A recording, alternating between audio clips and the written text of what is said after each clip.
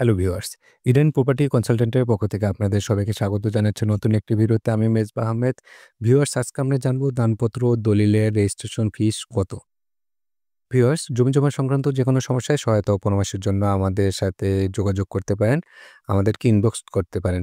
Viewers, দানপত্র ও দলিলের registration fees number ১, registration fee যেটিকে আমরা রেজি ফি বলে থাকি। এটি দলিলে লিখিত মোট মূল্যের ১% টাকা। অর্থাৎ দানপত্র ও দলিলে জমির যে মূল্য আপনি উল্লেখ করবেন তার টোটাল মূল্যের ১% টাকা হচ্ছে রেজিস্ট্রেশন ফি দিতে হবে।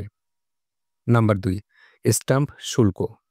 দলিলে লিখিত মোট মূল্যের 1.5% অর্থাৎ ১.৫% হচ্ছে আপনার স্ট্যাম্প শুল্ক দিতে হবে।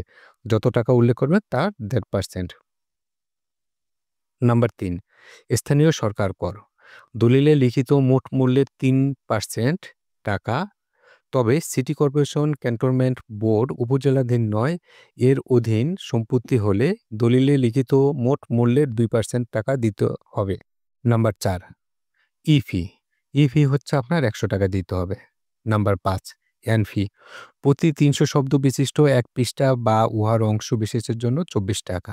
নকল নবিশগণের পারিশ্রমিক। প্রতি ৩০০ শব্দ বিশিষ্ট এক পৃষ্ঠা বা উহার অংশ বিশেষের জন্য ৩৬ টাকা দিতে হবে। অর্থাৎ প্রতি পাতার জন্য ৩৬ টাকা দিতে হবে। হলফনামা।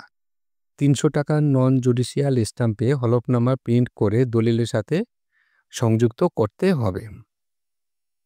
কোর্ট ফি।